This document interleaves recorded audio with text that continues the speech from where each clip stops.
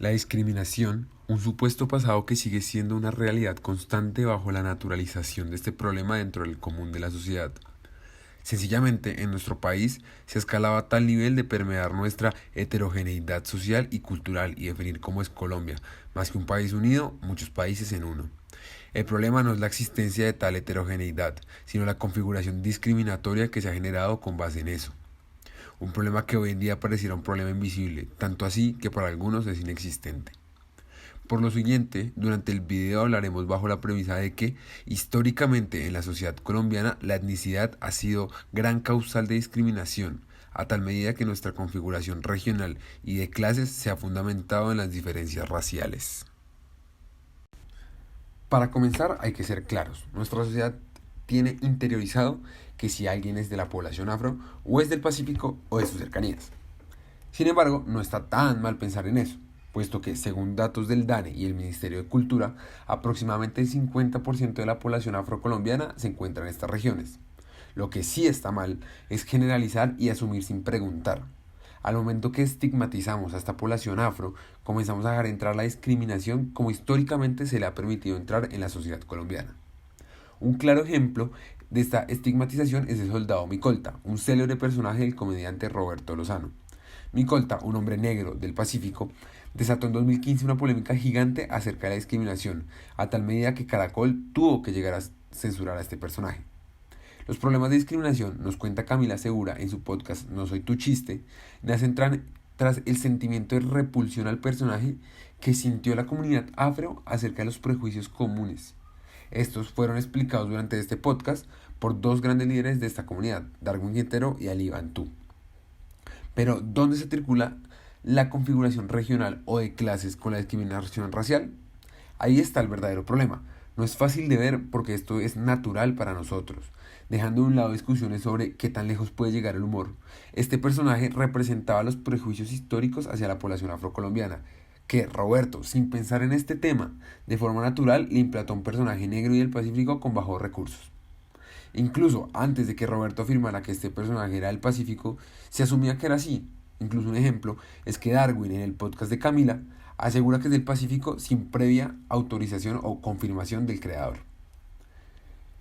Es así como hay que notar que, de un simple personaje de comedia, podemos trazar un trasfondo basado en una discriminación racial histórica, una discriminación que se presenta desde aquellos tiempos en donde se quemaban las marimbas, se evitaba el currulado y se adoctrinaba como blanco bueno y negro malo en la educación nacional para lograr la presión negra. Estos datos son más explicativos en el trabajo completo de Ricardo Arias Trujillo, Chile-Colombia, diálogo de sus trayectorias históricas. Para concluir, es fácil decir, simplemente es tan natural que la sociedad colombiana es ciega a esos estigmas sociales, ya que esto ya es normal, se ha vuelto normal algo que no debería serlo. Por otro lado, nos remontamos a la novela En Colombia, 1967, de Manuel Zapata, Chambacú, Corral de Negros, en la cual se habla de la cotidianidad precaria y la violencia ejercida por parte de las autoridades de la población de Chambacú, un barrio de Cartagena. La utilidad de esta fuente va más allá que solo la ganancia de lectura. Va para conocer y reconocer parte de nuestra historia que nos lleva a muchas situaciones que vivimos hoy, como el racismo y las falsas concepciones que se tienen de las personas de acuerdo a su raza. A lo largo de esta novela, Manuel Zapata relata cómo en la costa caribe, en Colombia, la población afro vive su día a día bajo conceptos de precariedad, necesidad y falta de representación estatal que reivindica a su raza y a su cultura. Una reivindicación más que necesaria, puesto que la población afro ha sido pilar fundamental del desarrollo de Latinoamérica y por ende en Colombia. Lo anterior es bien explicado en el libro Afro-Latinoamérica de George Andrews, donde el autor es claro y enfático en mostrar la importancia de esta sociedad a lo largo del continente. Asimismo, en la novela de Manuel Zapata, esta reivindicación está presente a través de la lucha de la raza negra, una lucha aún incesante que no acaba con la discriminación, que no ha logrado acabar con este pensamiento de la sociedad colombiana aún en 2020, donde supuestamente somos más democráticos y nos gusta más la igualdad. La discriminación sigue presente y esta lucha aún no acaba. Pero entonces, ¿cómo anexamos la configuración regional y de clases? En este caso es mucho más visible. Ejemplificando en Máximo, personaje principal de la novela, Se encasilla no solo al Pacífico, como en No soy tu chiste de Camila Segura, sino que ahora a la costa atlántica del país, lugar que alberga gran cantidad de afrocolombianos y que también son estigmatizados como una raza inferior, siendo una raza que, a pesar de haberle dado tanta riqueza a nuestra historia nacional, no tienen representación. Es así como la configuración es clave. En el interior del país hay mayor presencia de blancos y mestizos, otra vez utilizando datos del censo 2018 del DANE, mientras que en la costa la mayoría son afro y tienen consigo una situación de discriminación racial que a través del tiempo se ha logrado materializar en precariedad económica y salubridad, es decir, no solo la configuración regional de las costas, sino la configuración de clases entre rico y pobre. En pocas palabras, tanto ha sido la discriminación por la etnia a lo largo de nuestra historia que nos hemos dividido regionalmente por esta característica que es innata al ser humano. Nadie pide el color de piel. Esto a tal medida que ya es normal que nos clasifiquemos entre clases y etnias y que, entre comillas, sea una coincidencia estas diferencias raciales. Hoy en día, en Colombia, las personas afrodescendientes son popularmente caracterizadas con la pobreza, lo cual muchas veces les dificulta surgir socioeconómicamente. Al igual que en nuestra sociedad, en la mayoría de sociedades encontramos categorías raciales que son excluidas, pero en Colombia es muy claro que tanto por autoidentificación y aún más por el color de la piel, la desigualdad racial es grande y esta es una problemática que afecta negativamente al país. Hablando un poco de historia, podríamos afirmar que desde la llegada de los españoles a Colombia hemos tenido presente la discriminación racial. En el siglo XIX se consideraba que las personas que vivían en provincias con temperaturas más bajas eran los blancos y por tanto eran más privilegiados es decir, que entre más alta estuviera ubicada las regiones, la población que las habitaba era superior a las que vivían en las zonas bajas del país. De acuerdo con Nancy Applebaum, en su libro Dibujar una nación, en el momento en que los comisionados favorecían a las poblaciones de las regiones andinas sobre las de las tierras calientes, contribuyeron con la consolidación de estereotipos raciales y de género que hoy en día vemos presentes en Colombia.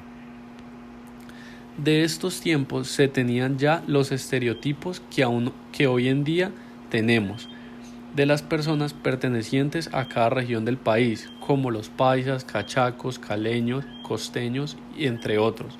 Aquellos territorios en los que predominaba la raza mestiza o sobre la indígena o la africana se les catalogaba como avanzadas, y ese es un pensamiento que incluso en la actualidad se conserva. En la década de 1850 fue conformada una comisión coreográfica que fue enviada a recorrer cada una de las provincias de la Nueva Granada con el fin de tener un mayor conocimiento de las zonas pertenecientes a la nación, la población en que habitaba en cada región, su raza, sus diferentes costumbres, sus curiosidades naturales y algunos monumentos antiguos. Con esto buscaban comprender, controlar, explotar y transformar a sus compatriotas. En otras palabras, querían segmentar racialmente a nuestro país. Para concluir, podemos afirmar que la discriminación racial, como la conocemos hoy en día, tiene antecedentes en nuestra historia y en la formación de nuestro país. Finalmente, otro aspecto importante a analizar es este problema de la etnicidad como gran causal de discriminación a lo largo de los años o de manera histórica, ya que de esta manera podemos ver las diferencias a lo largo del tiempo y cómo éstas han configurado a lo que conocemos hoy y cómo han fundamentado las diferencias raciales actuales. Por esta razón, si nos remontamos a la colonización y al descubrimiento de América, podemos darnos cuenta que durante estos siglos XVII y XIX, el mayor auge que configuró las relaciones sociales y las diferencias raciales que tuvieron los españoles con las sociedades de este nuevo continente estuvieron dadas por los relatos de viajeros, y éstas sentaron el carácter y un método que transformaron la visión de la historia al colocar al europeo ante estos nuevos hechos, estas nuevas sociedades y estas nuevas culturas que descubrían. Además, estos relatos de viajeros explican o explicaban un poco acerca de la importancia de los significados, de las conformaciones, de las características y de los cambios que tenían estas sociedades. Por esta razón se empezaron a dar las primeras diferencias raciales de los españoles a estas sociedades. Algunos de estos ámbitos, por ejemplo, que se narraban en los relatos de viajeros, eran la organización política, la sociedad, la economía, la cultura.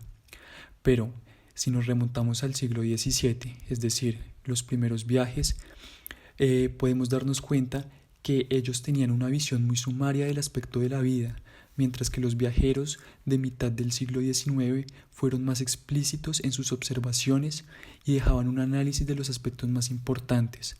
Por esta razón, se fueron configurando diferentes relaciones y diferentes características que dejaron que hoy en día los europeos y en sí los otros países tuvieran características y tuvieran visiones de nosotros mucho más radicalizadas en cuanto a la política, en cuanto a la sociedad y otros aspectos.